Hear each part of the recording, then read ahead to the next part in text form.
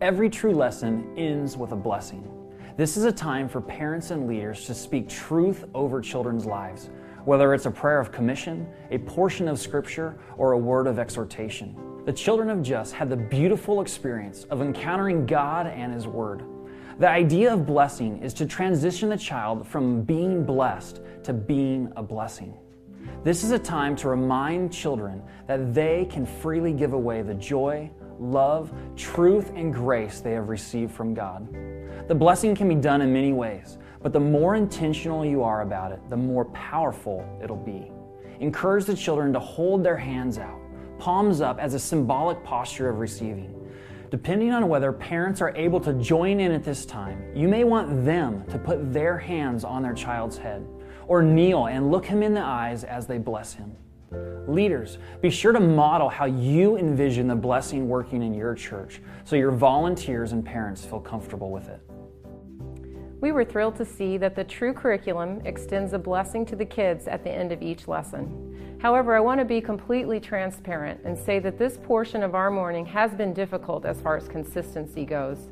Because it is the last thing that we do with our kids, what happens in the main service can really affect how this happens in the classroom.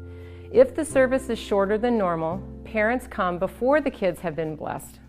If the service runs longer and we're trying to extend the lesson, it can be difficult to make the blessing time meaningful, especially if the kids are riled up and running around. Since each church is different and has its own personality, you may need to experiment a bit, but don't just skip the blessing because it's the last part of the lesson. Do what we did and experiment. I'm sure you'll come up with a way to solve your problem. Here's how we ended up solving our particular dilemma. Each of our small group leaders are trained and prepared to bless their small group of kids. If the parents show up a bit early, we simply include our parents in the blessing and we model how it's done. We have even asked a few of our parents that we know well to bless the children instead of the leader if they are one of the first parents to arrive. Parents do see this as an honor. If the service runs long and the kids seem particularly wound up, we do our best to bless them as a group, but we also have a copy of the blessing available each week to send home. We ask our parents to use the blessing to bless their children.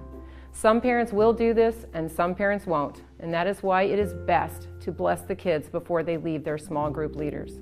When we bless our kids, we do it in a variety of ways. At first, we did the blessing as a large group. This helped us in learning how to bless and helped us to fully realize the power behind the blessing. The host or the storyteller each morning would literally ask the children to hold out their hands, palms up, and we would speak the blessing, which is provided in the curriculum for the kids.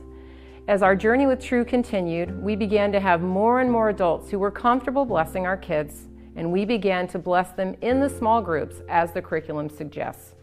In the small group setting, sometimes we bless with extended hands, as mentioned earlier, but I have also seen an adult touch each child on the shoulder and bless them individually.